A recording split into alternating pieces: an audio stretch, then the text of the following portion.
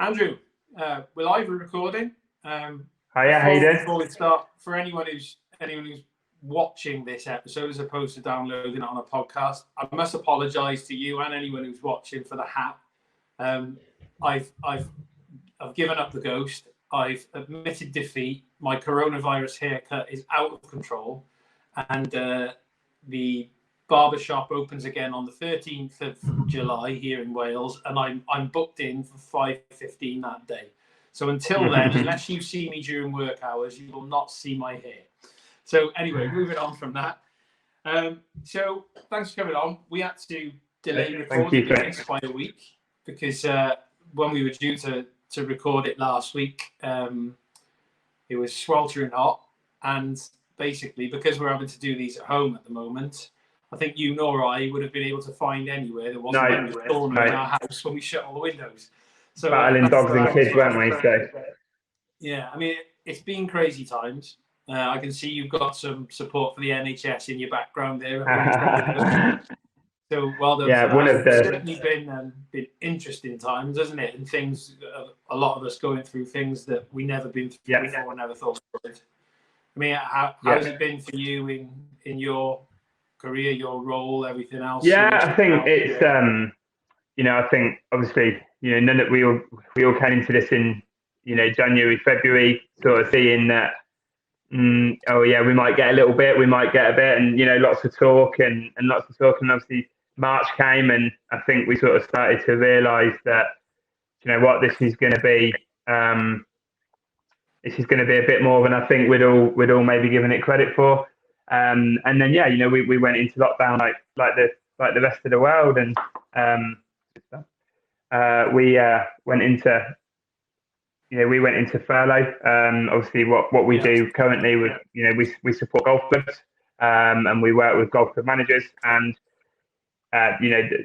whilst golf club managers, I think in the whole sort of maintain working, there was no activity of membership drive or anything in that period, and I think golf clubs went into staying afloat and and keeping doing.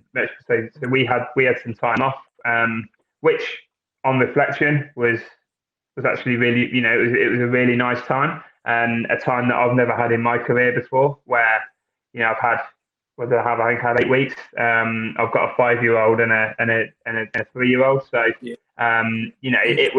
there were times where I think, like anybody, when I got the call from our directors on the 23rd or 24th of March, and it talks about furlough, it was a bit of a, oh blimey, it felt quite scary, and it felt very uncertain. But we got used to it, and I think I felt always fortunate that I always thought that golf was going to be the first thing back. I always felt that it was safe, and there was ways to play the game safely, as has been proven since. I think when you look back, and we were actually guilty of this a little bit as well. Them first couple of weekends in March, where there was the whole keep golf open, and hashtag keep golf open, and keep playing, and golf can stay open, and I think we genuinely believe that was the case. But I think on reflection, we had to do what we did, and I think as an industry we did the right thing by shutting down, and just from a travel perspective, because what, I'd have played golf 4 or 5 times a week when I was on furlough if there'd have been a golf course open, and I'm sure my wife might have had something to say about that, but I think a lot would have done. So we spent a lot of time personally just doing some bit of e-learning, bit of some marketing stuff, and just we were very good as a team at keeping in touch with each other on a sort of a weekly basis, which was Zoom. Yeah, Zoom. I mean, if there is one positive that has come out of this crisis, it's we've spent a long time saying to golf club secretaries, golf club managers, golf club committees, is there any chance we could just do that on a Zoom? Rather than getting in a car for an hour and a half and coming having a half an hour conversation and a cup of coffee, like, could we just do it on a Zoom? And I can share my screen, and it was pre 23rd of March. It was a pretty alien request to a lot of a lot of golf club secretaries and managers. But now it's like, there's definitely going to help our workflow and productivity, I think, because I think with that Zoom thing, I wonder, and it's people with jobs like you that I wonder about where you'll find the right balance of it, because I've been in a couple of different forums recently where it's been suggested that we'll exclusively do things like this by Zoom in the future, and I think that's devoid of understanding. Not everyone likes that kind of format. No, and I think there's a lot to be said with sitting opposite somebody, and even the small things like you turn up early to a meeting, a GCMA meeting, for example. You turn up early to a regional meeting, and there's 2 or 3 people that you maybe don't know that well from the region. Sadly, that certainly happened to me in the last year. And you just get chatting to them, and you just get to know them, and you find out where they work and what their challenges are, and how many kids they've got, that sort of thing. And it gives you that thing to relate to for the future, and you understand a bit more about that.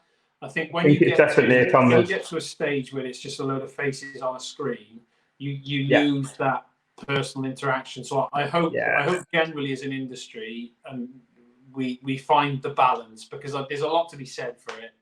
But I just hope we don't think this will do forever, because I think we'll lose a lot of the strength that we used to have in some of these forums.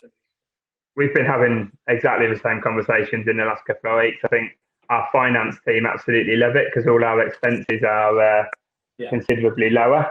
But I've been at a golf club today. We've got a new golf club going live next week with us in Lincolnshire, and do you know what? I could do an onboarding and a training process by Zoom. But I think it's really important to build a bit of trust and a bit of rapport with, seeing the whites of your eyes as well, and getting a full understanding. And, I think that we will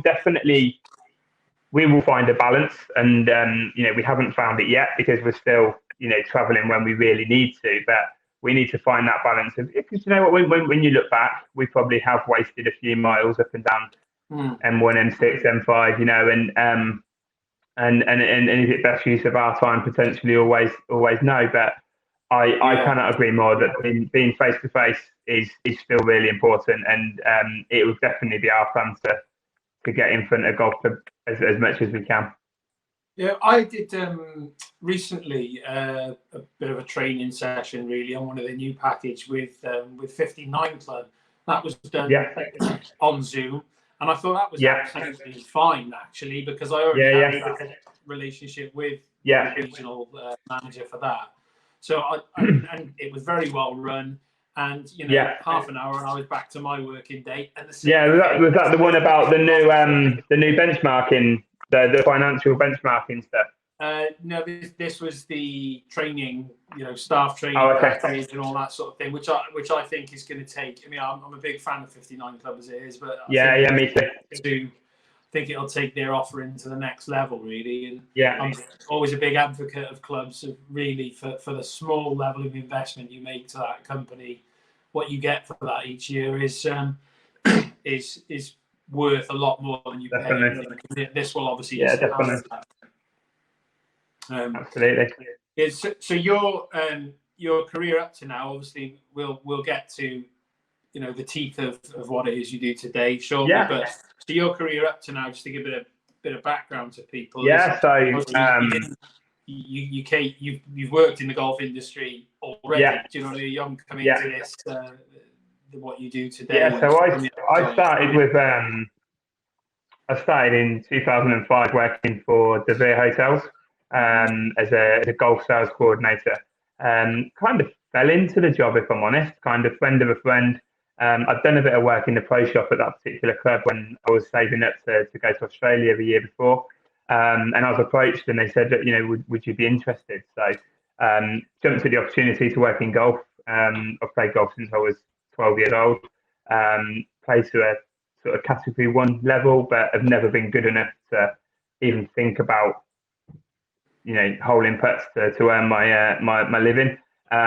So, the opportunity to work in golf, but without having to be good enough to play or teach, because teaching never really interested me either. Was one that I jumped at, and I suppose I had a couple of years working for what was initial style conferences at the time, and then that particular hotel chain that I worked for got bought by De Vere.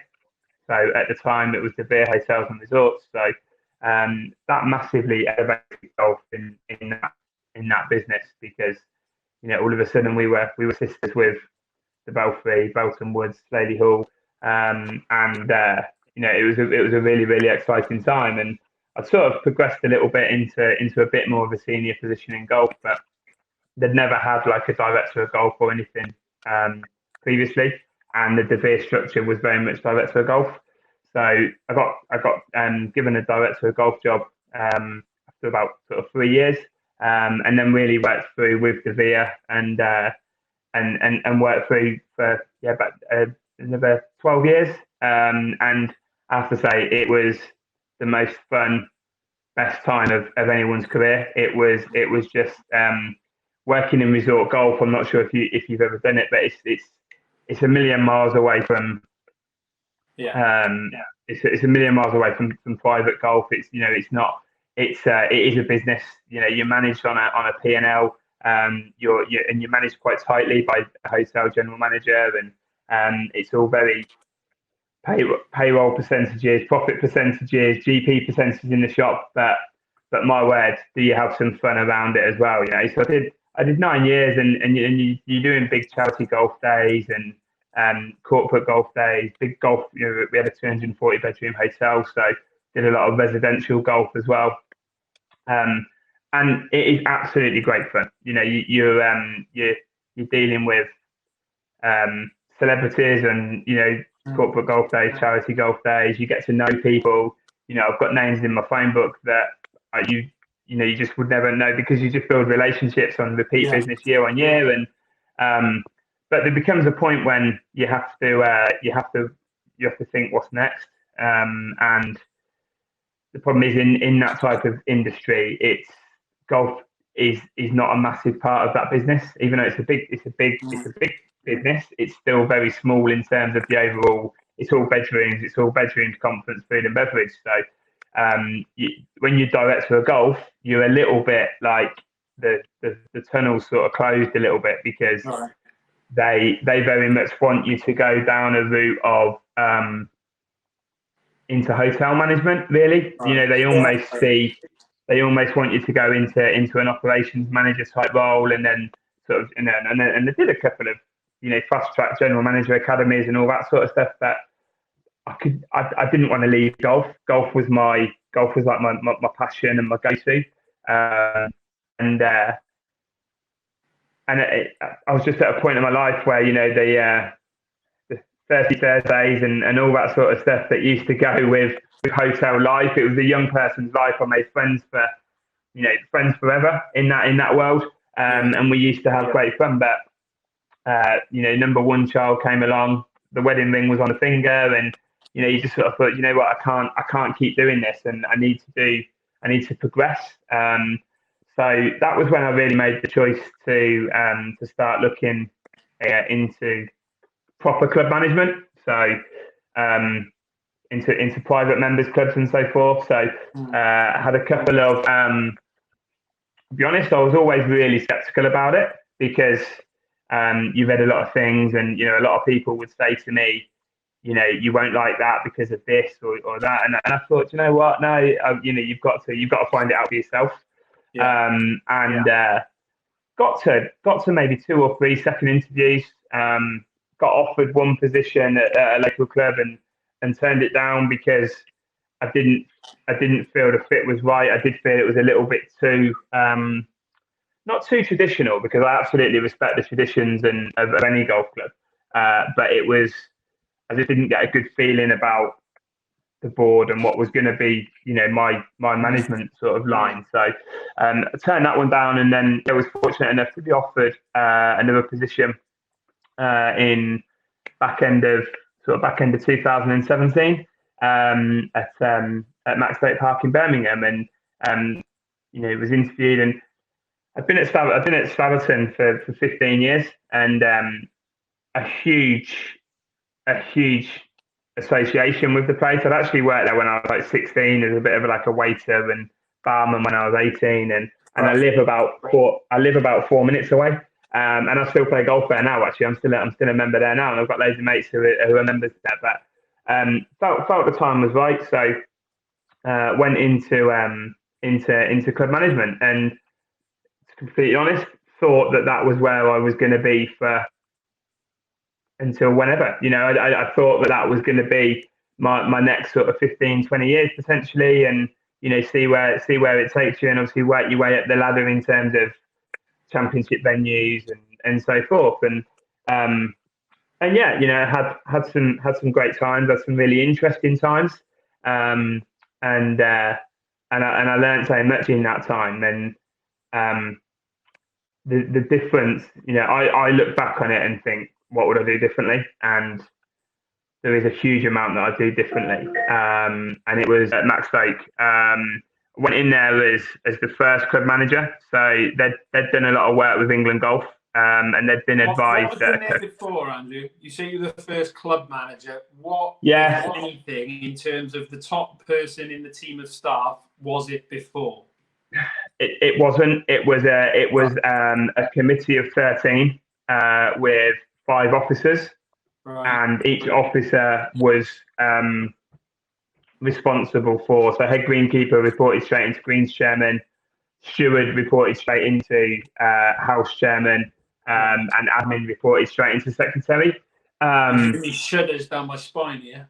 Yeah. Maybe I should have done this podcast in 2017, and you know what? The naivety of me, to be honest, didn't even think that was going to be a challenge. And I'll be honest, I could tell on day one that it was a different. In my head, I was just going to do all these things. I had to work a 3-month notice at Staverton. So I had 3 months of just thinking of all these amazing things that I was going to implement, and because the job description was almost a blank almost a blank canvas. It was, this is what we need to do. This is what we need to do. Can you do it? And the interview process was very much around how will you achieve these targets, and this is the I knew what the financial position was of the club. And I knew it was secure, but I knew that it couldn't keep performing in the way it had performed for the last sort of 5 years to stay secure.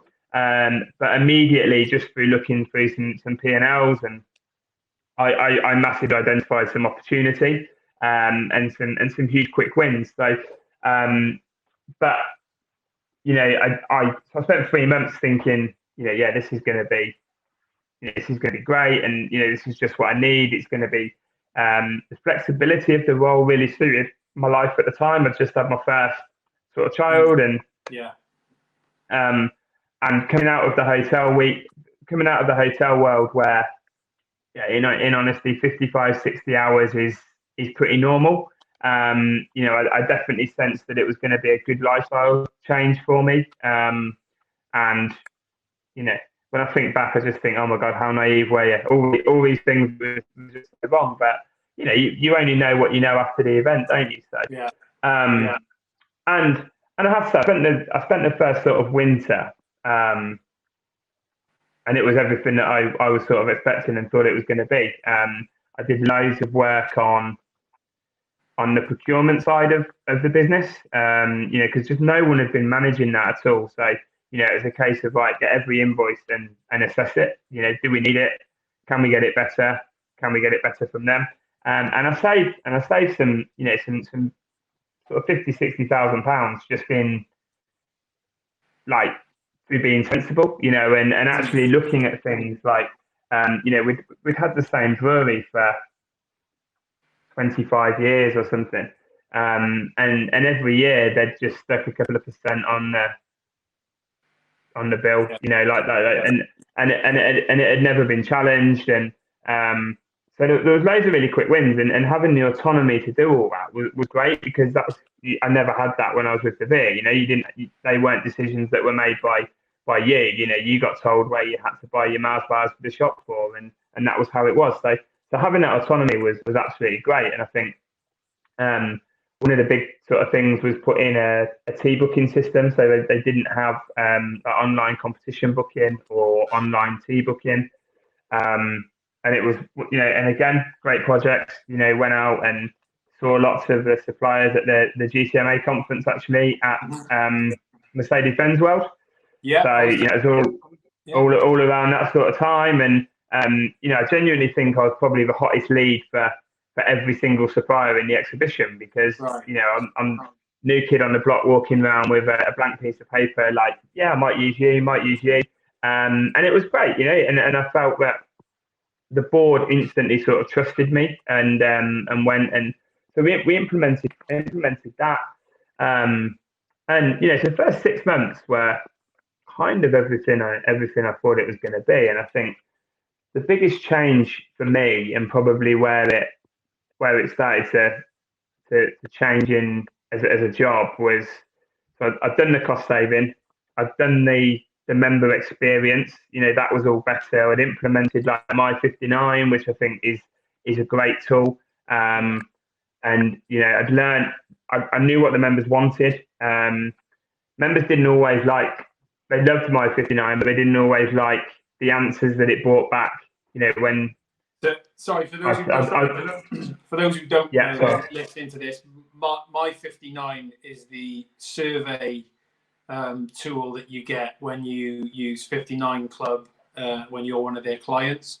And the principle of it is that you can run as many surveys as you want for no additional charge, whether they be huge club-wide surveys, or like I've done 3-question surveys recently on how my club handled the coronavirus. So just for those people who don't know what that is, because obviously you're sort of bigging it up, I think it's fair that everyone knows what you're talking about. Yeah, definitely. No, it was a great tool for me as a manager, because it was always amazing that everyone come back, not enough sand in the bunkers, and I would always share the results and say, yeah, guess what? Every golf club member across 120 golf clubs that are being benchmarked here, they all reckon they haven't got enough sand in the bunkers. So, or the greens are this, or the catering's that. So, yeah, I think there was almost it had been a golf club that had been run on opinions for a really long time. And all of a sudden bringing some facts into it was, some people didn't like it, honestly speaking. Some people didn't like the fact that they had someone standing up to them and going, no, actually, you're not right, because that's your opinion. But actually, when I've asked our whole membership, that hasn't come back as an issue. So I don't feel it's something I need to act on, because you're one in 550, whatever it was. Do you think that particular problem there is maybe because it was, the first experience you had of a members club? Because when you were describing all the things that you'd done and the time frame with which you were getting it all done in, I wondered if you were going to say that the first sign of problem were that people thought it was too much change too quickly. That's not to say it was too much change too quickly. Yeah. It's just, obviously, from 15 years in this game now, I know how sort of bodies of members tend to think. But with the particular thing you're talking about there, I would say the problem that you encounter there when you first start that, because where I work now, I made it clear in both interviews that I went through for the job, was I'm a data-driven person, and if there isn't any data, I will try to find it.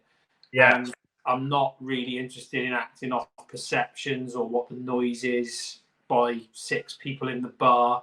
If an opinion to me, I'll think, right, well, is that reflective of a big part of the membership? Yeah. And if it is, let's find out, so that we can, for anyone that doesn't agree, we can say, well, look, this is the issue. But I think the problem with that is that if you've got a culture in a golf club of there being a bit of a power centre that have always just been able to get their own way just by shouting and screaming, they're not going to give that up. It's human nature. They're not going to give that up overnight, are they? And that's where it went in the next sort of 12 months, to be honest. And I think you're absolutely right. I would never say I did too much too quickly, but I did a lot in a short amount of time. And I'd come from a background of, when something was asked to be done, the deadline was yesterday. So it was much more sort of fast paced. It was you did it. Whereas I think sometimes I'd have been better off just sort of saying, well, yeah, I can do that, but I need 3 months to do that, or I should have planned it out a little bit better. It's really hard, though, isn't it? It's really hard. In the environment, in the club membership environment. I'm able to do it now. I'm long enough in the tooth, and I've learned the hard way before that of not maybe speaking up at the point that something's given to you and you think, blimey, it's going to take me a while. And I'm sure now I irritate my chairman sometimes, because he'll give me something and I'll say, I simply don't have the time for that. I'll have to get it done next week because I've got X, Y, Z. So I don't just refuse to do it. But I do think it takes a while to have enough confidence in what you're saying to be able to do that. So I totally get why you would try to go in and do everything.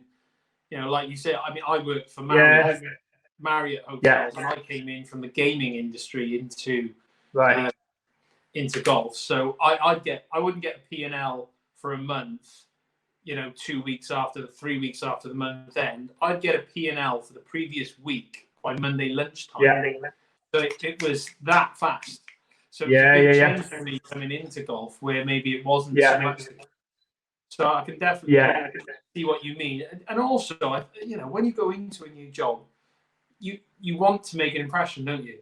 I've had 3 months. Look how much I've saved you. Look how much we've brought. Everything else, you sort of, you want to show. I've had 3 months of I've had three months of sort of pent up frustration, if you like, because I've had 3 months knowing that I was going into the job, and De Vere made me work to the very last day, which was fine. That was my contract, and so whilst everyone thought I was working really quickly, actually I was working. It was notes that I've been making, and I've been going to committee meetings even during my 3 month notice. I've been going to the committee meetings to get a feel for what I was going into. So I had a bit of an understanding. So I kind of went in on day one with a to-do list, which maybe on reflection was actually maybe a little bit wrong. And I also always felt, and it probably typifies that group of members that you were talking about, I almost felt like the football centre forward who's walking around with a price tag on his head, because it had been, they knew, they would. I don't think they knew the salary of the club manager, but the one they had in their head was certainly a lot more than the actual one. And whilst they didn't want me to do things quick, you just get the snide little remarks as you walk through the bar, like, oh, you paid yourself this week, or because I was new, because I was the first one. Or what we paid for this week. You just get a little comments, and after a while, I'm pretty thick-skinned. When I was in the hotel world, I'd quite happily tell people that, look, we've double booked your bedroom, or we've double booked your tea time, or actually you can't have that anymore, or we hollow-tied the greens yesterday and we haven't. Conflict has never been a problem. I probably enjoy it a bit too much sometimes. But after a while, it's almost like it's the little jabs. It's the little jab, and there was never a knockout blow in Maxstoke, but it was, everything would go on. But really, when we got to the summer, one of the key things I needed to do was to increase revenue streams. That was the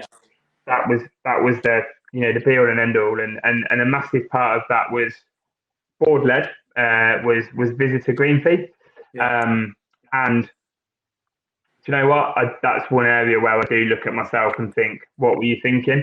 I didn't go. I didn't go race to the bottom at all, but I went to a price that was the market value rather than the perceived value of the club. The club had spent 20 years with a piece of paper behind the pro shop counter saying visitors green fees 35 quid, 40 quid at a weekend or whatever it was. And straight away, I kind of said, well, there's your problem. We need to be a little bit more strategic, and we need to sort of have some yield management, which, when I think back, was all alien to these people. You know, I'm explaining this in the nicest possible way, people that hadn't worked in revenue management, whether it be hotels or whatever, really. And they're just like, yeah, if that's what you think you need to do, then great. But so what we did, and it's interesting you say about data. The only data that I had on golf course utilization was in people's head. So one of the surveys I did was asking people when they played. You know, when do you play your golf? Like, because and I had to kind of do a bit of a homemade utilization report to work out when the quiet times on the golf course were going to be, because I didn't know, and everyone had a slightly different opinion. So, I completely respected that Wednesdays, Fridays, Saturdays till about 2 o'clock, and Sundays till about 2 o'clock were a complete no-go. Don't touch them. It's members only. Don't go there. But I definitely saw a bit of an opportunity on a Monday, Tuesday, Thursday, and weekend afternoons that we can drive some revenue. And we had the Forest of Arden on our doorstep. So you had many times during that period, our green fee price was probably more than the Arden course, because Marriott were already doing that 25 quid, 30 quid, 100 quid a four ball. And so I started doing some work with Chris and the team at the Revenue Club, who I knew from my Devere days, who were great, helped me out absolutely loads with the digital marketing side of getting us out there as well, and maybe trying to get away from trying to get some online coming direct and all that sort of stuff as well. But the problem is, once you start telling local golfers that you can play for 22.50, 25 quid, at times when members are not playing, you're also telling your members that they can come and play at that time. And that was really when I started to get a lot of backlash from a core group. And again, probably tried it a bit too quickly. We had some great success. It was like I'd sit in a board meeting on the first Monday of the month, and I'd be like, well, look at the numbers, or do you want to look at the feedback from members? It was like, I needed a bit more either support on the numbers or direction. And I think it was the one time where I felt like I was doing a good job, but just every day was getting beaten with a different stick by somebody about. I think any golf club manager, I think, listening to your story there from your time in club management will be able to relate to big chunks of what you're saying. I certainly can. I think that the way I would describe it is that I think it's when people say it's a thankless job at times, it is. But the reason I say it's a thankless job is because it is actually very rare that anyone actually does thank you for the job you do. And I don't think anyone goes into it wanting praise or thanks. But I think the problem is most jobs that you get in the world and most people are built, basically they're made to, they can accept some criticism, but some people more than others, whether it's fair or not. We all get unfair criticism in our life at some point. I think but there's usually a mixture. There's usually some praise and some thanks and some good things as well. And I think not just golf club managers in some member golf clubs. I think quite often, whether you're performing really well or not, it can get to a time where it just feels like all you ever get is the bad. Yeah. And I think your inbox would hardly ever have been filled with, just want to say, came up the golf club Saturday, it was terrific. But the two people out of the 160 that came and had something bad happen are going to put a really snotty email in and that sort of thing, which they should. They should put those emails in if they're not happy with something that happened. Yeah, absolutely. I encourage people to do it. But I always had you don't get the perspective when it's discussed, or just you as a person that, well, hold on, 158 didn't email me about the weekend. I think it's a difficult thing, and I think you described it best. It's never one email or one comment or anything else. It can feel like a little bit of a constant chipping away definitely. a little bit sometimes. Definitely. And I think sometimes, like, I was used to a world of being managed by TripAdvisor, and one of my general managers, in a big venue, he used to say to us about TripAdvisor, he'd be like, until I see it 3 times, we respect it, but don't worry about it too much, and maybe I took that attitude a little bit too much, and maybe I was waiting for bigger rather than, and I look back and I laugh at it, go. So I always remember on my third day we had a seniors lunch, and run of the mill, whatever it was, pie chips and apple pie probably, and I always made a point of, I was the new boy, so I went out, sort of said to the captain, everything all right? Yeah, lovely, thank you. Said to the opposing captain, how was it? Yeah, lovely, great day, lovely, course was great, blah, blah, blah. Sat at home at night and, unfortunately, you're never away from your emails and stuff. So one come from my phone, and from someone that I'd obviously missed around the tables or whatever. And it just said today's match. So I was like, oh, this is going to be a nice, like, maybe thanks for coming round, maybe, opened it up and it just said, just wanted you to know, since you've arrived, I think the food's really gone downhill. Now, bearing in mind, I've been there 3 days. I was like, not sure how I can be, I didn't cook it, and not sure how I can be responsible for that. But I remember it always sort of sticks with me in that, like, you're always going to get that one person. But, for me, I started to look for a bit of a change when, we spoke about it before, when you never quite know who your next level of management and whatever is going to be. And committee and that sort of thing. Yeah. And I've made through no fault of my own. I'd probably made a couple of enemies. And I've always had a very, very good outlook that whether I was if someone was having a go at me at Staverton, they were having a go at the director of golf. They weren't having a go at Andrew. They were having a go at the director of golf, because the director of golf's business had done something that had upset them. So I never took it personally at all.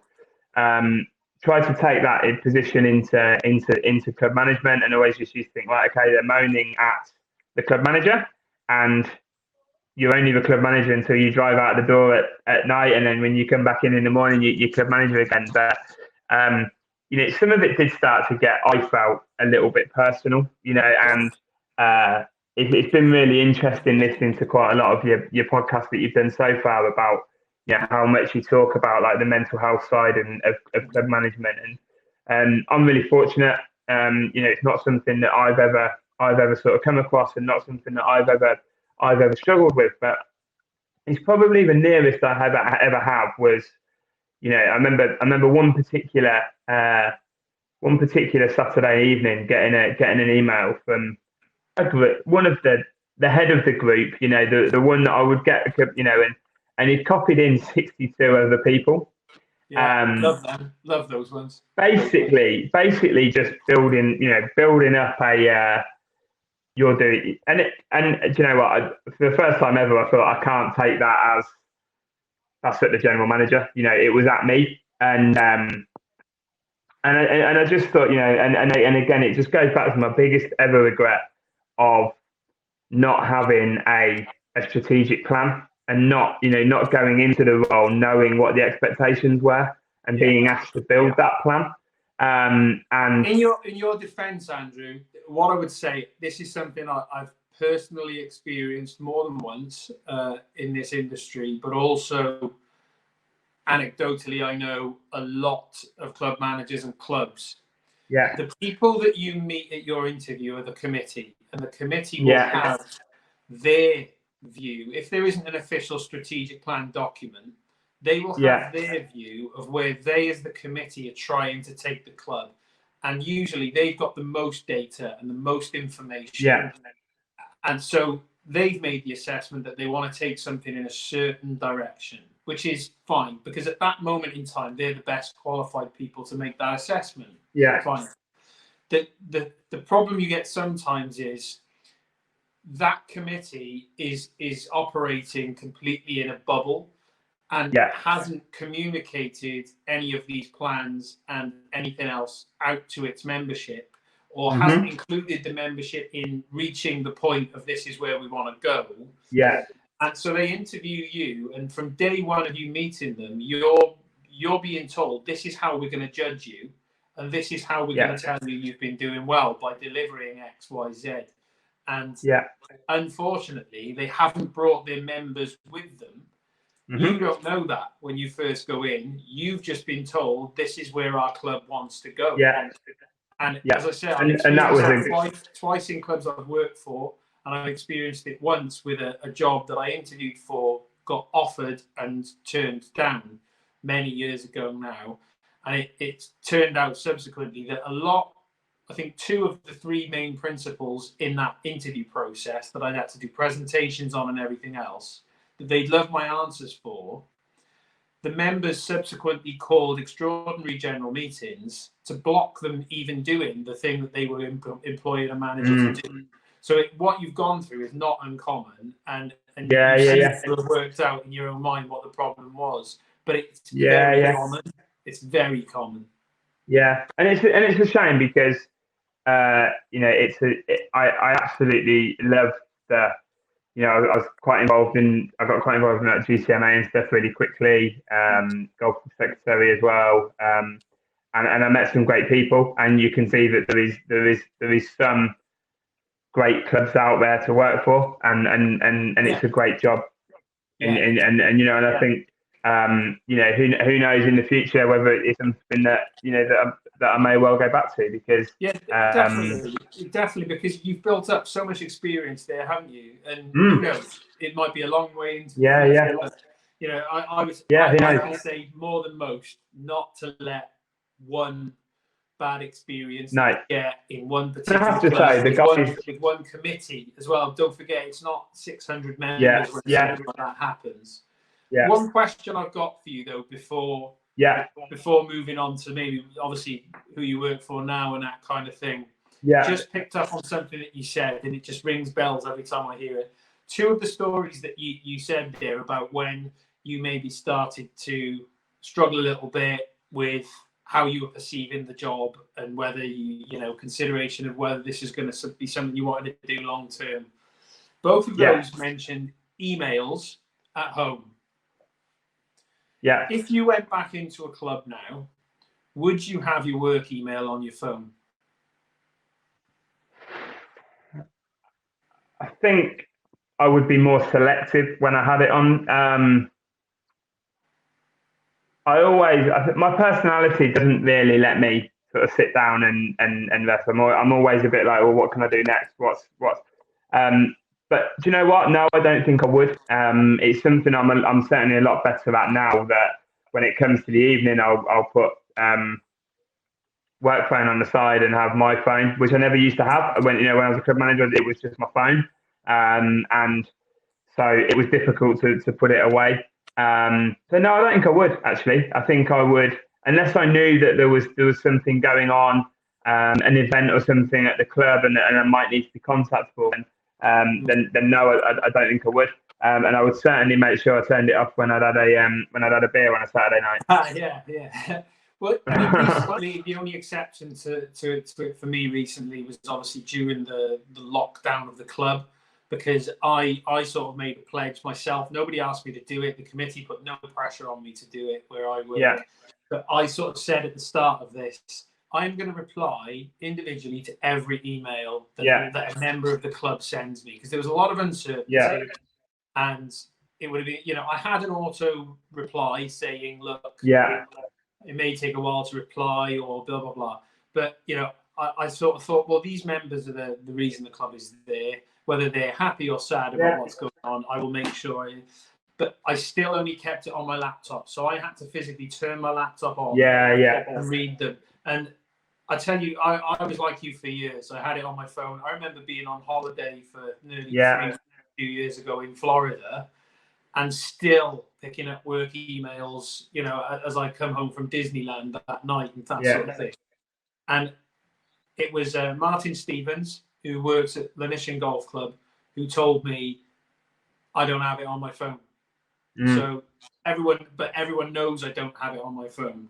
So if the chairman emails me on a Friday night, the chairman knows I'm not reading that till Monday morning. And I think when I go back to the email that I got, notifications off, so it wouldn't ping that there was an email. So I would have to go in and read it already. But it was Martin that gave me the confidence to say, well, I know Martin's doing a grand job where he works. The people he works for are very happy with the job he does. And he hasn't got email on his phone. And it was the thing that that made me take that final step. I've said this to people at the GCMA conference last year in one of the breakfast meetings I went to. I can honestly say, mindset-wise, it changed my life. Because I am able now to just pull that curtain down if I want to. I can still access it on my laptop if I ever want to. It's very rare that I do on a weekend, but if I think, it's a bit quiet on a Sunday afternoon, let's empty the box for tomorrow or something. But if you can, in the job that I do and you did, if you can not have your work email on your phone, where it's like ping next to you, and you've described really the reasons why, because you were at home with your family. It's your downtime. Whether your downtime for you is working on something for work, but it's just you're not going to have that that latest poke from somebody when you're. And I think the important thing is there is your customers are working their own jobs in your daytime. So when they are likely to be communicating with you is going to be out of hours, so to speak, you know, whatever that may be in that industry. And I think, you know, one of the terrible things I did on the Saturday when I got that email was a little bit, you know, because I knew that what he'd put wasn't actually factually correct, and I thought you're just trying to cause some stir and all sorts of things go through your head. You think, right, okay, so they're all going to go to the club tomorrow. It's Sunday tomorrow. They're all going to be sitting in the bar. This 60 people is all of a sudden going to become 150 people because they're all going to tell their mate. So I was like, right, I need to nip it in the bud.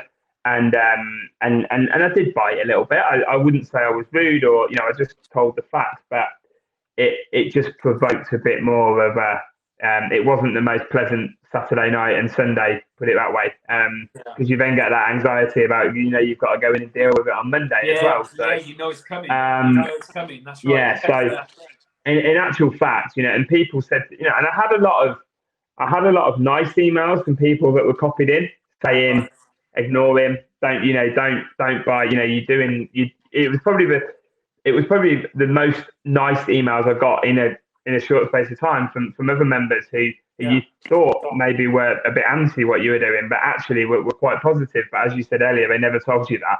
And actually, when I look back on it, and it was probably when I remember speaking to my chairman about it on the Monday, and he was like, yeah, I was copied in on it. He said, but I don't look at my golf club emails on a weekend because I'm off work as well. He's like, it's just a part, you know. So he said, I didn't pick it up till today, and he said, in honesty, if you'd have just left it till today, no one else would have jumped on the bandwagon, and it probably just made him look a bit silly, and it would have probably gone away.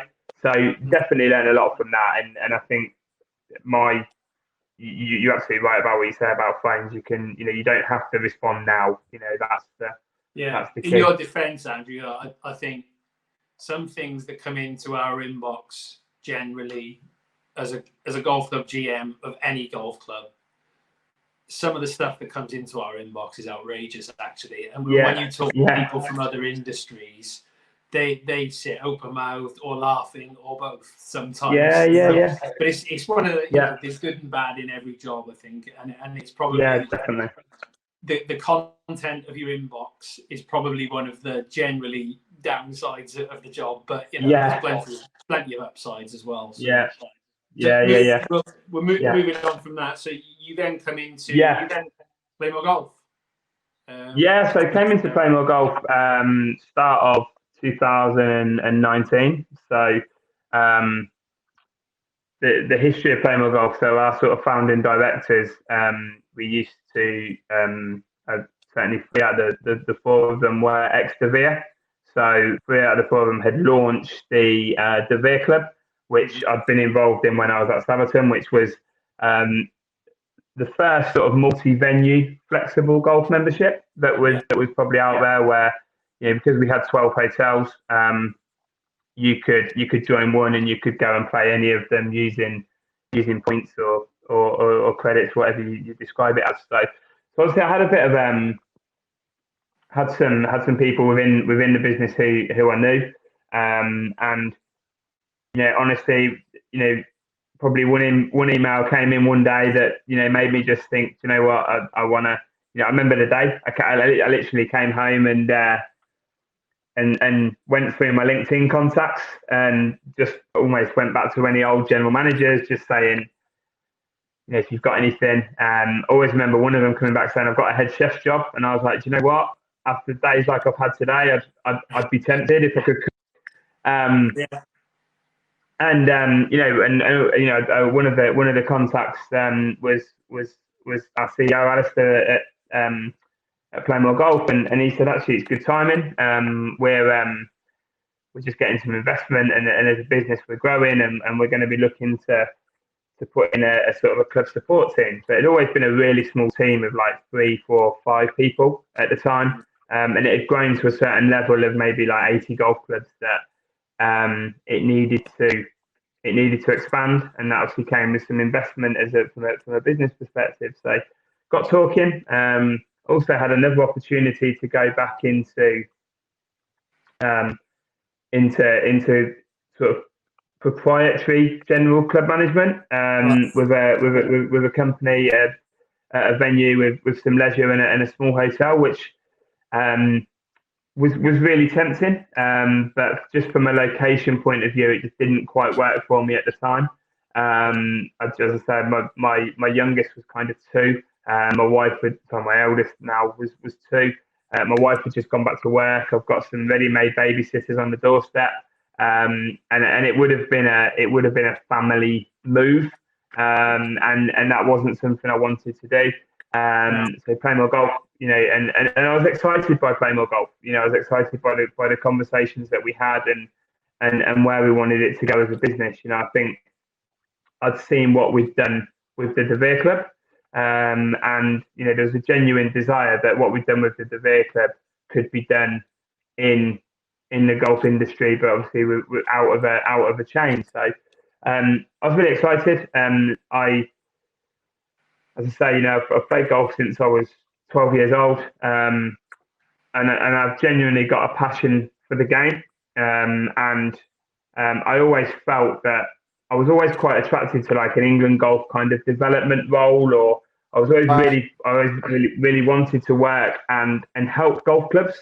And you know, I genuinely felt this was an opportunity to help golf clubs with something that we'd done successfully, and help them do something that maybe was going to be a little bit new for them. And you know, as we always say, what we do with Playmore Golf is we haven't reinvented the wheel. You know, we didn't invent flexible golf membership. Sometimes it's a backhanded compliment when somebody mentions flexible membership, automatically Playmore Golf comes up. I think you've done it as a company, probably in the UK. You've done it more effectively than anyone else, which is why now. I mean, for example, the reason the timing of this particular episode is because your episode number 8 episode number 6, Scott Thompson from Mendip Spring. Yeah. That, in terms of downloads, it's the highest download episode we've Oh, had is it? so far. Oh, great. But in terms of YouTube views, it's more than double anything else. Now, Well, I don't think Scott is a particularly good-looking guy, so it can't be because they all want to have a look at him. But obviously, when we got to the point of flexible memberships, because it's a topic that I've discussed with Scott offline. Yeah. And I've got views on flexible membership as a topic, flexible membership. And, you know, when I said, right, we're an hour in, Scott, similar to what we are now, we're going to talk about flexible membership. And the first word out of his mouth was leeches. I think that generated quite a lot of pushback online, which I welcome, because I think a lot of what Scott said probably isn't the way I would have put it. And I wasn't expecting to be playing devil's advocate in that conversation, but that's definitely what I sort of did. But, you know, I think Scott's in the role that he does is more than entitled to his view of that he wouldn't want internal flexible membership, that he thinks you can do it in-house. I mean, I've made my sort of feeling on it pretty clear. I've worked in a members golf club where they introduced a flexible membership before I started working there, but was very successful in isolation. Yeah. It got to the point where we had 125 flexible members. And it was growing and growing and growing all the time. Two problems with that, really. Firstly, full membership was declining year on year on year on year because it became the membership type of choice. Because if you look at winters like last year, for example, you'd be laughing, wouldn't you? Because the course is closed all the time. You're not playing any golf. It's pouring down with rain. It's cost you nothing. Whereas Muggins here, who paid £1,000 to be a member of the club that I'm a member of, that winter still cost me £500. So I sort of get that. So what we had to do as an internal system was we had to cap our flexible membership and say no more than 100. And what we found was once we did that, and there was no possibility of going on to flexi because it was full. Full membership started to increase again. And that is where I come from with it. But I also don't accept the argument that it's too difficult for clubs to do themselves. Now, if you're in the knowledge of all of that and you choose to go to any external company and you've looked into it and you've researched it thoroughly and you feel you don't have the resources to run your own, then knock yourselves out is my view. You know, you do what you think is best for your individual club. My concern generally about it, just to finish my sort of feeling on it, because this is what you do every day, so I'm sure you'll have lots to say. My issue is not about now. My issue is what if that model that we were seeing, you know, I've spoken about it before, is when I worked at the Kingsdown Golf Club in Wiltshire. It's a lovely members club, golfers club. It's not a function and, you know, weddings venue. It is golfers. It's a beautiful course. If you ever get the chance to have a knock there, you know, it's got some real individual features to it. The problem Kingsdown was about to have was that its business model was about to become unsustainable, because if that 125 flexible members and declining full membership, and not for the want of trying, we had a marketing employee. If that wind the clock on 7-8 years, and that is now 250 flexible members and full membership is doing this, that club, its business model is about to tip into unsustainable, because it can't do functions and weddings, because that's not how it's set up. It's not built that way. So if you put that into a more UK-wide business model, that I think is what most people that maybe think, "Ooh, if you're going to do it yourself," would say.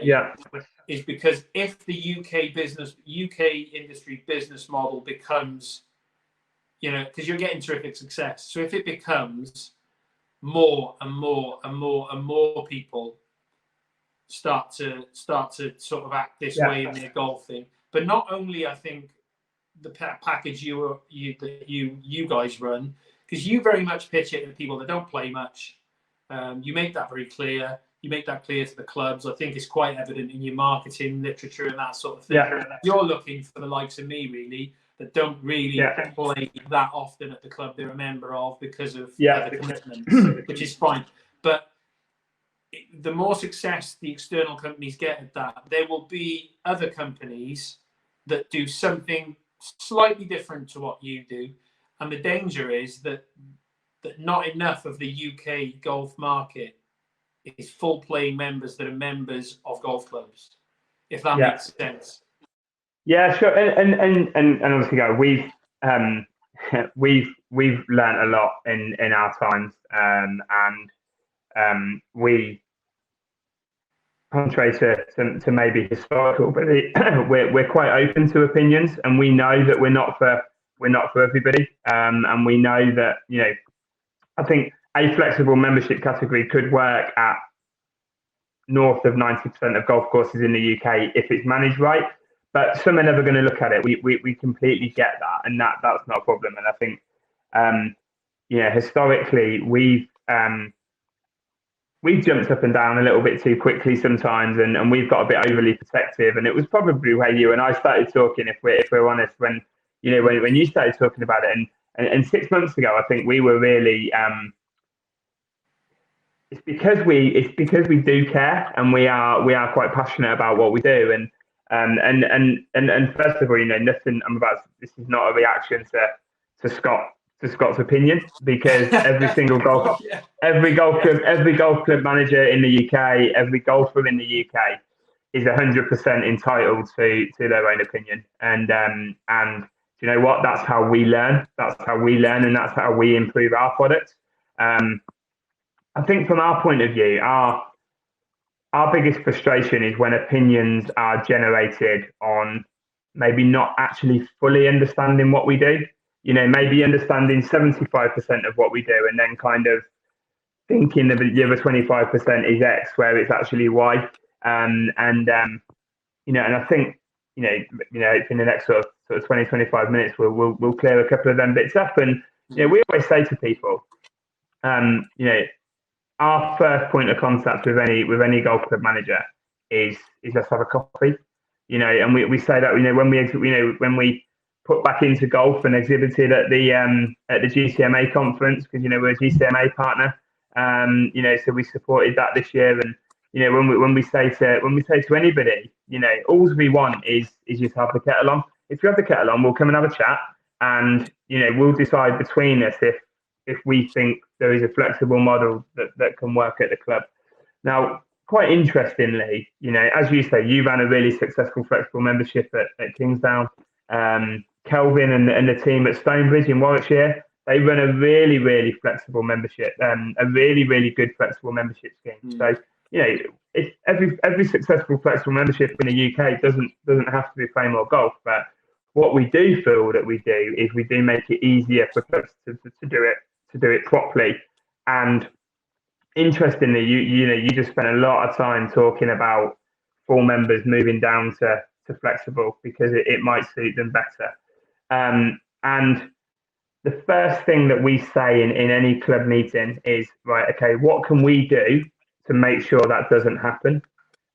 Because you know what, that we wouldn't actually have a business if we went in and launched a flexible membership scheme, and we celebrate success. We're quite vocal with our success on social media, and we talk quite freely about it because we're proud of it.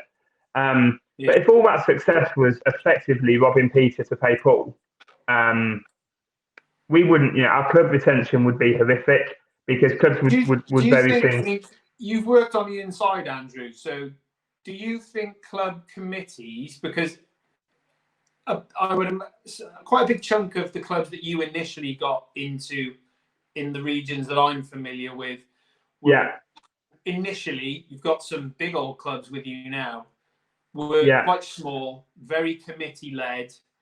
In a lot of cases, you don't even have a manager in the office. Yeah. And I actually get it for clubs like that. Actually, I mean, no, they can't run their own flexible membership scheme if they don't even think they can pay someone to answer the telephone. I understand. Yeah. Yeah. I Yeah. think but the in the long term, there's been some. I mean, in the south of Wales, there's some giant clubs Yeah.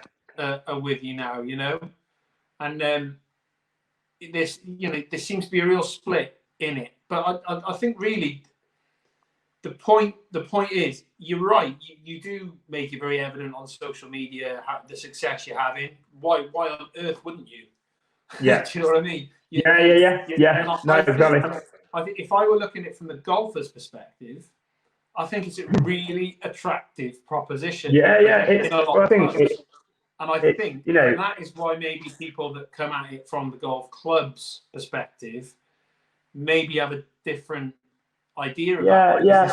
And I think it's amazingly, guys, a good percentage of the clubs that we work with have come back to us after an initial conversation, and they've come back to us 6, 9, 12 months down the line and gone, for whatever reason, resource, whatever skill sets. We've tried to do it ourselves because we would rather do it ourselves. Why wouldn't you?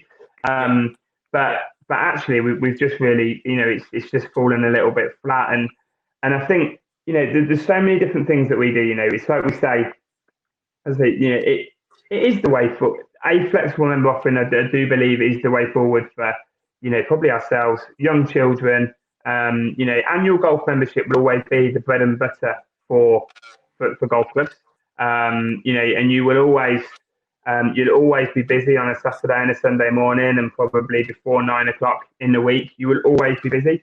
And if you're not, then we quite honestly say, well, you probably need a little bit more than flexible membership, because they're your bread and butter times. But what we work really hard to achieve with a golf club is filling the quiet times of the tee sheet.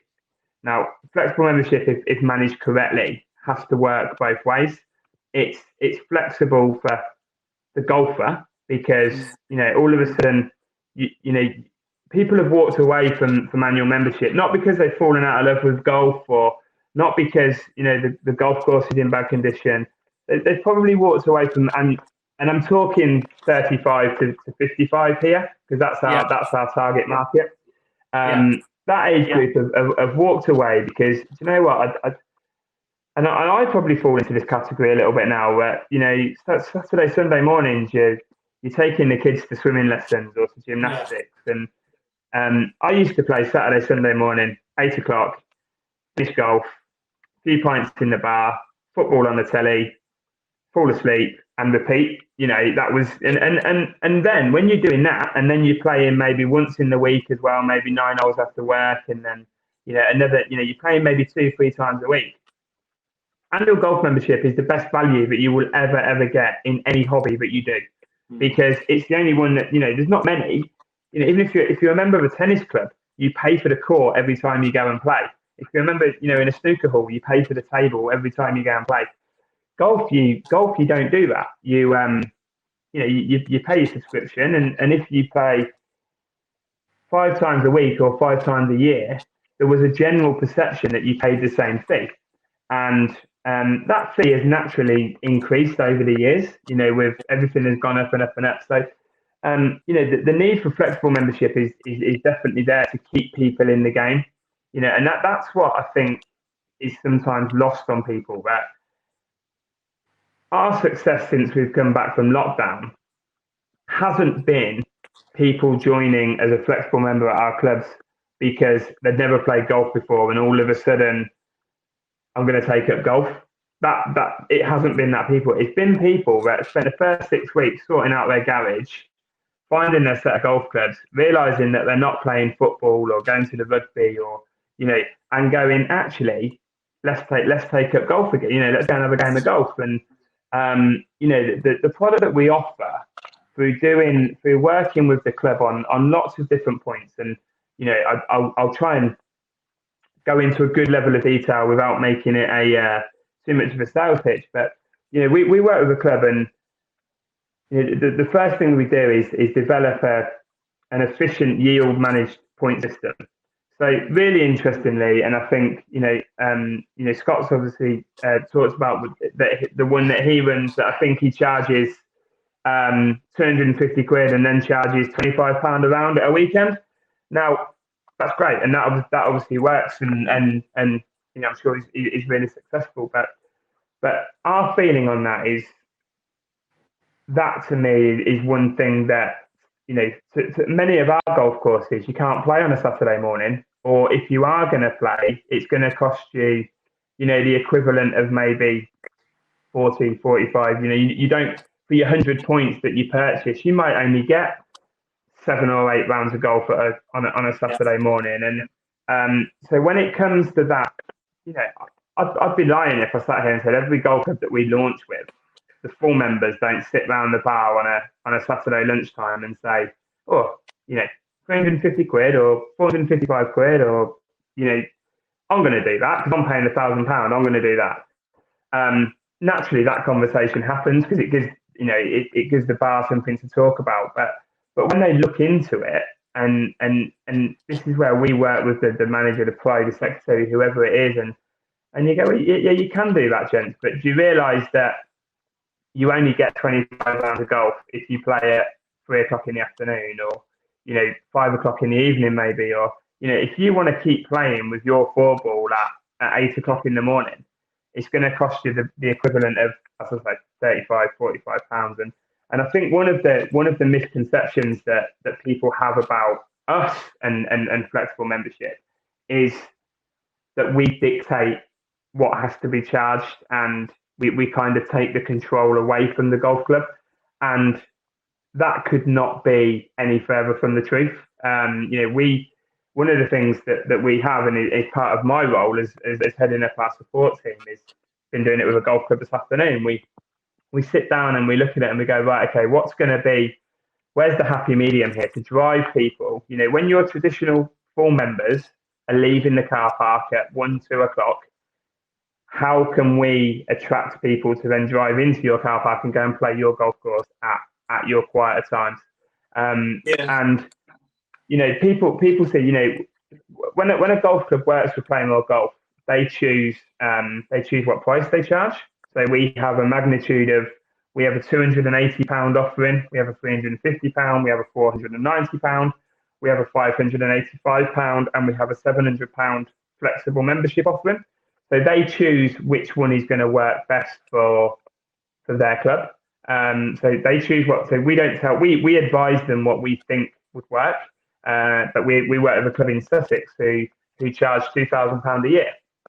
So their flexible offering is £700, and you get 200 points rather than 100. But their points matrix is, their twilight golf is maybe 6 or 7 points rather than. We always try and work it so that you can get between 25 and 30 rounds of golf playing at the right time. So on that point you're making there, do you think? I mean, it was I sat in front of a Play More Golf presentation last year in the Wales region on one of our regional meetings. And I think a lot of the things you're saying there make sense, and they transfer to the things that we as managers would like to achieve, to have more people playing at the times we know no one plays at the moment. So your point staging system covers that.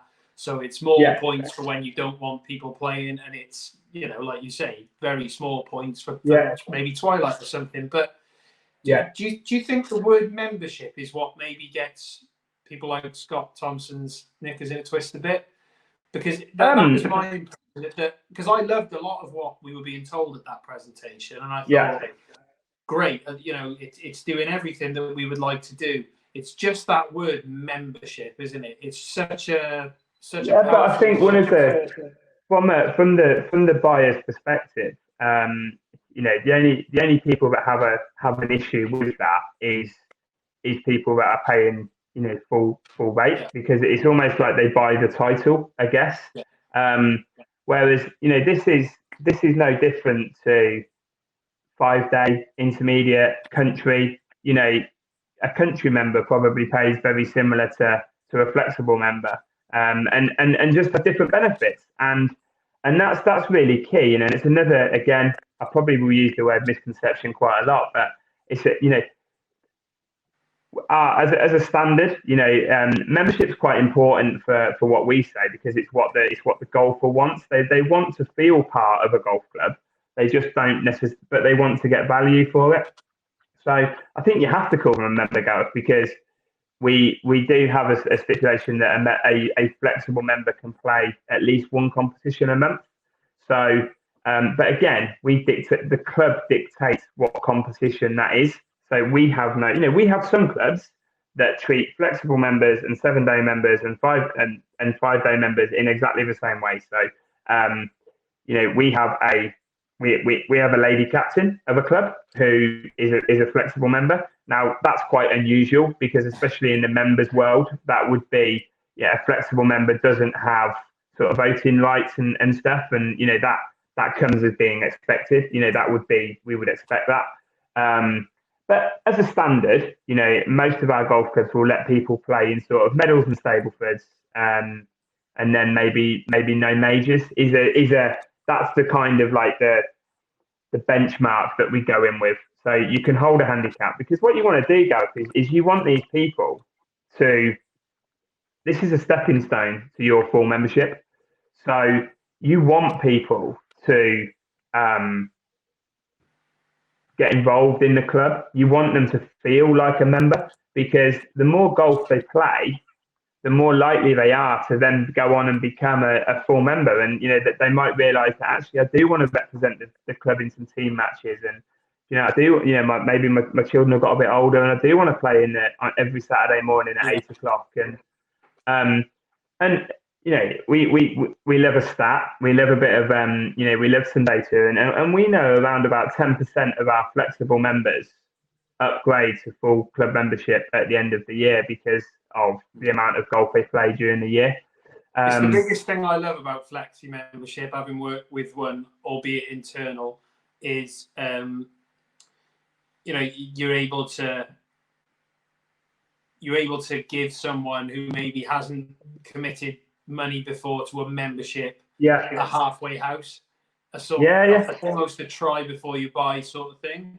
And I think what we were looking at before I left, as I was leaving Kingsdown, what we were looking at was, do we change flexible membership to be something that you're only allowed to be in for 2 years or something like that? Yeah. And then by the end of that 2 years, it's like, well, come on now, you need to become a full member. But that was internal. Which I think as you can imagine, we have all sorts of weird and wonderful conversations with boards and committees and managers, and I've actually had that said to me. Well, actually, we might just let them be a flexible member for 2 years. And I said, well, as a 35-year-old with a 5 and a 3-year-old, the reason I'm a flexible member, I'm still going to be doing gymnastics and swimming. I'm probably going to be doing that for 10 years. So why don't you just let me stay as a flexible member until when I'm ready and I'm comfortable as the buyer, that I'll tell you when I'm ready to play more golf, and which is ironic, but when I'm ready to play more golf and become an annual member, I'll tell you when I'm ready. I don't want you to tell me that your time's up and move on. And really interestingly, that's the main point I make, Andrew, really, is that at the moment, that part of the market is quite small. Even though you're exploding as a company and you're doing a grand job of growing the clubs that you've got and the number in those clubs, that's fine. If you get to a point where the industry has got such a huge chunk of its customers saying, I'll tell you when it's blowing. Do you see the problem for members in that sense? I think there'll be an evolving door with that. There's always going to be, because what's your other option? If you say to me, like, I'm not going to be a flexible member, you will always get some that would go, oh right, okay, here's my £1,000 then. Okay, no problem, and I'm happy to. Here's my £1,000, and Gareth, you can probably honestly say you only do that because you work in the industry and you feel like you should. Two reasons for me is I'm a supremely competitive person, and outside of the football scene, historically for me, it's been the way I keep competing, and also because I get a game of golf with my dad. That way, well. But and value per round for me, yield for me for my membership fee is not great. I must be honest. Yeah, no, and that's fine, but and you will always get and you will. I've got friends who are exactly the same. They won't give up that 8 o'clock on a Saturday morning, even though it's only a couple of times a month. And even only playing a couple of times a month, though, if your points matrix is yielded correctly, full membership still offers better value if you want to play at a time when the golf course is going to be busy. So, so we work really hard to make sure a golf club are at the right level of we want to attract new golfers into that club. We have no interest whatsoever in getting people from other categories into that. And we probably the last stat from last year was 1.8% of our members had come from the club's full category. Right. Which there is an air of inevitability about that when and the $1 million question is always, well, would they have left anyway? And that's something you can never answer. Left, mightn't they? Yeah, they might have just left. Yeah, so we don't class ourselves as a retention tool at all. That's not what we want to be. And I think again, we're in such a time of uncertainty in the world at the moment that that might increase a little bit because people will be. I have no doubt that when it comes to winter, people are going to be questioning even more their individual, their personal circumstances and stuff, and maybe so it might increase a little bit, but who knows? But I guess again, it's just that whole, if they come to us for 1 year and then go back to full membership, or and we actually did quite a lot of work over lockdown where we've always had our package has always been very 80 points that are used at home and 20% of your points can be used at any of our partner clubs, and we actually did some work with our clubs to say, right, okay, well, we actually built a product during lockdown that was just 100 home points at a severely basically cost covering commission for us, because we went out to our partner clubs and said, look, we don't want we don't want your members becoming flexible members, really, because it's not good for relationships. It's not good for anything. So we put a lot of work into that to massively support the club and say, look, yes, it's obviously a drop down, but if you're going to lose them anyway, lose this as a final. This is the final kind of hook to say, come on, let's stay on this, keep in the club, and we took. And we were quite proud of that, actually, because we could have easily capitalised on that renewal period, and we didn't want to do that because we're better, and we're better as a business to have really strong relationships with our clubs, and that's been a really good thing, and it's built a lot of trust in us as well from a lot of our partner clubs. So. How many clubs are you working with now, Andrew? I mean, so we work with. We work with 258 in the UK, so across England, Scotland, Wales. We've just sort of launched in Northern Ireland, so we've got one club over in Northern Ireland, and that was meant to be a real project for sort of March and April to spend a bit more time out in Northern Ireland, but that's obviously been pushed back a little bit. So yeah, we're north of 10,000 members now across them clubs, and I think what one of the comments from was that not putting anything back into golf, and it was really interesting. In what are we now? We've just come out of June, so we transferred over £500,000 of revenue from our bank to golf clubs, to our partner clubs in June, and that was for May joiners. So we're really proud to be supporting golf clubs in that instance, and to do a very rare thing and just stick up for Scott a bit there. I think Scott's point with that was that obviously some of the profit made from, because you're a private business and there's nothing wrong with being a private business. I think that's what he was referring to. I think I did in Scott's episode, actually, I think I did say to him, well, hold on, they do actually do some sponsorship within golf. And I know there's Wales Golf and there's some endorsement there with Wales Golf. So I don't think it's accurate to say. No, to be fair, I was more anyway, is it? I was more thinking, again, a misconception amongst a lot of people. What people think is people like the member will pay us, and then we keep all of the money until points are used, and we just pay out when. And that is a concept. That is because there are other businesses that do operate like that. So I think it's really important to get over to golf clubs that we pay out when we get it. And that comes over as contracted membership revenue. So it's not weather dependent, green fee, etc. And that money comes straight over to. Your guys do a good job of explaining that, actually, when they do a presentation. The guy who came to see us in the Wales region broke that down really easily. So he said, if somebody paid 350 quid, this is how much the club gets, at the end of the month. This is how much of it we keep. He's very transparent about that, to be fair. No, so that is that's definitely a big part of what we do.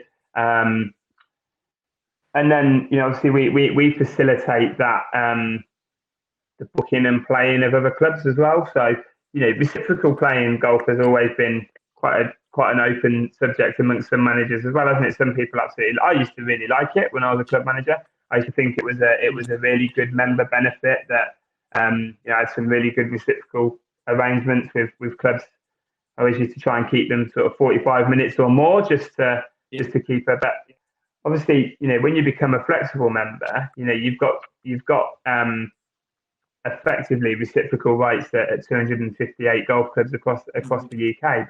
But the difference is that that'll become more and more as well, won't it?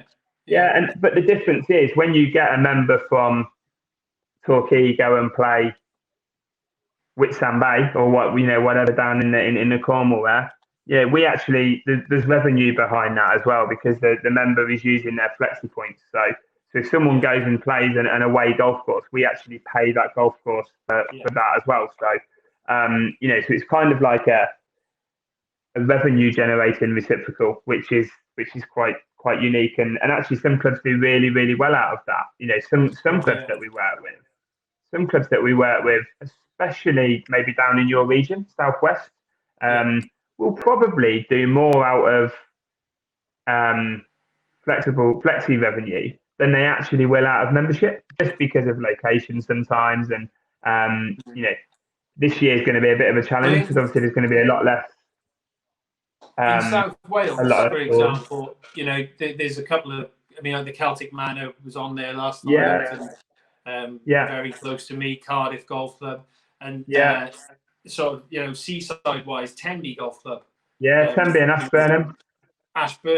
So if I were a flexi member in the region that I live in, I think I'd be having a trip to at least one of those a year, every year. So as I say, from a golf perspective, I'm doing it in August. I'm going down, and there's some of us who are flexible members. We're using our flexi revenue to go and play Ashburnham and Tenby, and just stopping a little B&B and maybe stay in the dormies or something at Tenby. But it's great because again, it's all short lead booking as well. So the club control the booking window. Goes back to that club controlling absolutely everything. So our average booking is 1.6, 1.7 days. Last time we sort of checked, it's all very short lead, filling last minute availability. So and obviously there's a lot of what we do from a sales perspective as well. We have we do a lot of proactive marketing on behalf of the club. We're not a marketing agency, but we do support.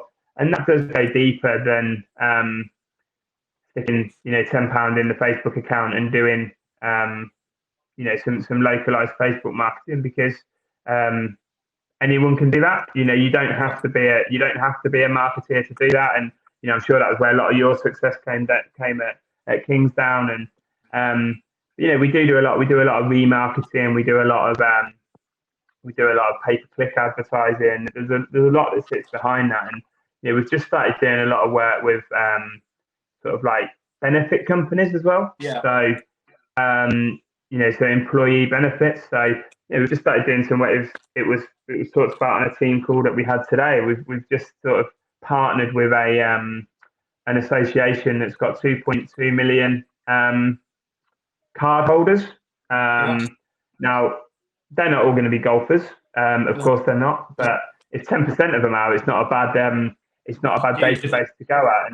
And because we're an individual golf club isn't. They're not going to talk to an individual golf club and say, "Oh yeah, add a benefit," because they're only interested in nationwide things. So as a business, we've got Inverness, Penzance, Tenby, and Norwich. So we've got the UK covered, and that's the benefit. Ultimately, of course, it benefits us because if we sell memberships at a golf club, we are benefited. That's our business model, to sell memberships at a golf club.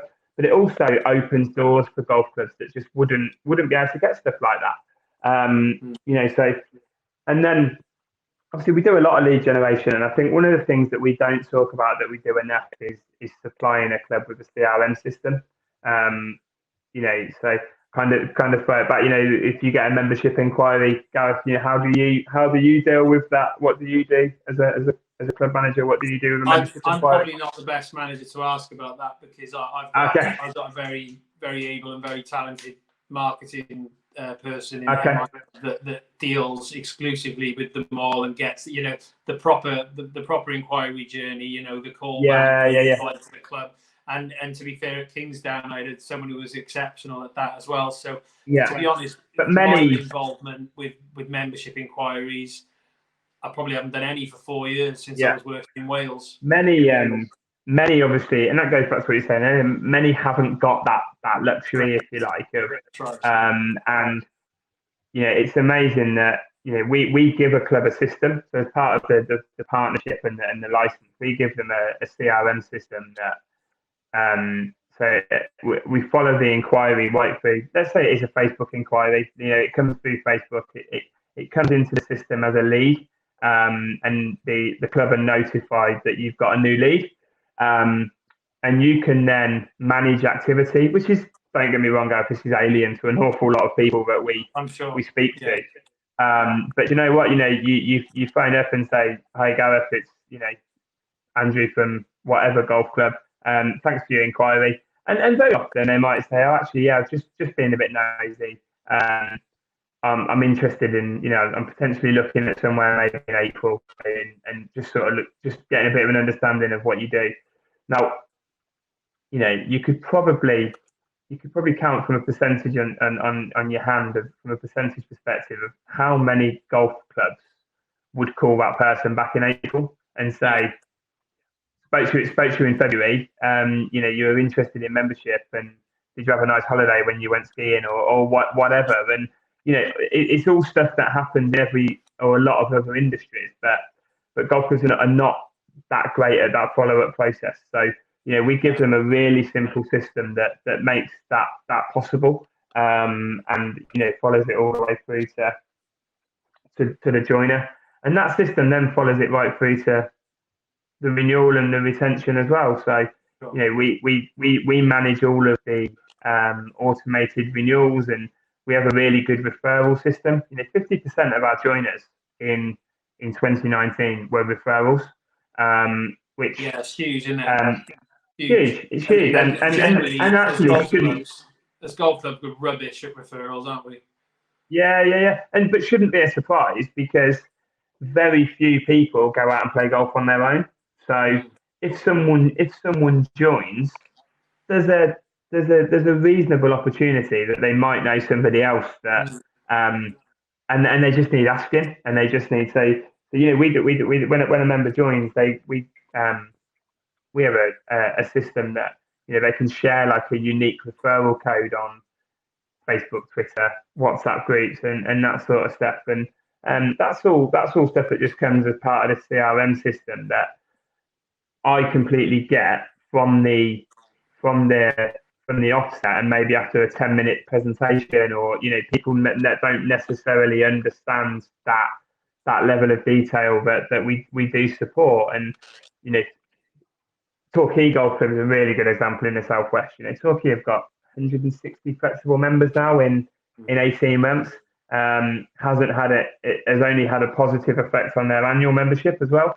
That's gone up as well, because some members do inquire for flexible, and then realise that actually I want to plan a Saturday morning and it's not going to work, so they become an annual member.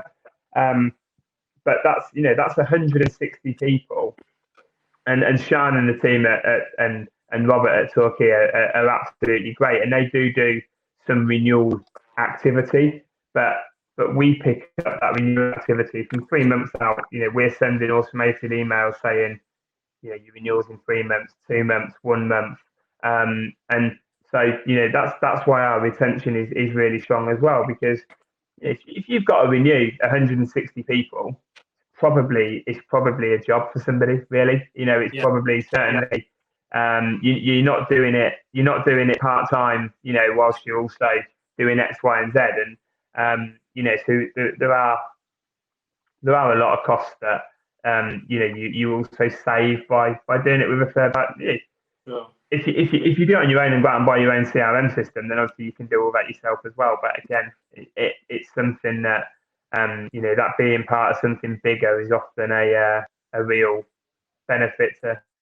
So if there's someone listening to this now that's thinking, right, I feel better educated about it, and I'd like to hear more, what's the best way for them? Because that, I can tell you, right up to this morning, I get contacted about people who've been on the podcast so far, asking how can I get in touch with them, that sort of thing. What's the best thing for them to do even if they just want to find out a bit more? Yeah, so I mean, I think our website is www.playmore.golf, and there's a club info page on there as well, which goes through. You can download a club information guide, and that gives you a little bit, probably a bit of what I've spoke about this evening, and a little bit more as well. LinkedIn, Andrew Gibbins, we've got Marcus Weatherburn, Ian Berry, Ryan Grigg, Jake Rose. We're all on sort of LinkedIn, and so find us, and just have a chat with us, and have a coffee, and maybe just let us give that full understanding of what we do. And There's and I think also and on YouTube, Andrew, on the GCMA Golf the Managers Association YouTube channel, there's still a recording of the webinar that your company did for GCMA, and it's just under an hour long. So it goes into quite a lot of detail there about what you are, how you do it, things like yield management, that sort of thing. So it gives a comprehensive breakdown of what you're about as well. So however it is you want to find out more, there's lots of I think if there's one thing I can say with a lot of confidence is we shouldn't be difficult to find. As I said right at the start, we don't hide, because we are really proud of what we've achieved, and we will continue to achieve, and our product is always evolving. We work with golf clubs that, 3 years ago, did we ever think that we would have a product that's £700 that would actually work really well in Surrey or London? No, but and I can't say too much about this today, but you'll see there is a new we're about to launch more of a white label flexible membership product that is more around that CRM system and the revenue management system, and that's about to be launched at one of the leading UK golf venues. That's going to be completely white label, so it's going to be £3,000 for a year, as a year's flexible membership, and that they're going to use. We're going to take the back seat on that a little bit, and we're just the engine that drives it. The same that we are for all 250 clubs. But what we won't be doing is we won't be sticking a banner out the front with our logo on it as well, or we won't overly be promoting it on our social media channels, because it is so we are evolving, and I think that's where I say we've had some great times working with Yas Links in Abu Dhabi on a similar kind of white label product. They were charging something about their flexible membership was about £6,500. It was, but the context of it was £6,500 because they didn't get the value out of paying £12,000 for full membership. So, there is scope for everybody. And you know what? At the end of that coffee, if somebody goes, no, that's not for me, we're fine with that. And we used to shake hands. We'd have to do little elbow pump or whatever now, and walk away and always know that we're going to be there in a year's time, 2 years time, 3 years time if your circumstances change. And it's a great business. It's a great product for clubs and golfers. I think for golfers, it's putting people back on fairways, and there's a lot of revenue going back into clubs that maybe wouldn't if they were booking through other ways that you can play golf out there now. And that's what we want to do. We're really proud of the relationships that we generate with clubs, and we want that to continue, and we want it to grow as well. So, really appreciate obviously the time to come in on this evening. I mean, if anyone's still listening now, then I think we've done well. So, we're really. You'd be surprised. Obviously, I get all the statistics, and I think it seems to reflect, in fairness, episodes of about this length, people listen to in 2 chunks. Generally, I appreciate that. But as someone who listens to virtually, what about Marcus's? What was the stats on Marcus's from the captain at Scraptoff? That must have gone to 3. I think that took me 3. I think when I listened to that one, I think it took me 3. But it was great. We work with Scraptoff, so I've had some dealings with Marcus as well, and it's great to get the difference of opinions from much more of the coalface as well. So. It's been great to listen to all the different people. I think that's been that for me. That's been the best thing about this first sort of 8 or 9 recordings I've done, is that we haven't really had anyone who's from the same field yet. So it's been great. We had episode 5 with Tom. That was Tom Burrows, that was, the sort of member that dearly loved his club, wasn't on the committee, and tried to help, but maybe politically hadn't got his message through. But an update since then, since that podcast, Tom has actually been co-opted onto the committee of his club. And I understand that there's some green shoots there, so potentially the Herefordshire. Well, we work with the Herefordshire. The Herefordshire are a partner club of ours. And we've had some brilliant conversations. Naturally, when we see things in Golf Business News or whatever, and we see clubs up for sale, how's that going to affect what we do? And we've had some fantastic conversations with the Herefordshire about what the future is going to look like, and they're really keen to drive it forward, and it sounds like it's going to be really. And we love that, because we're hopefully gonna form a.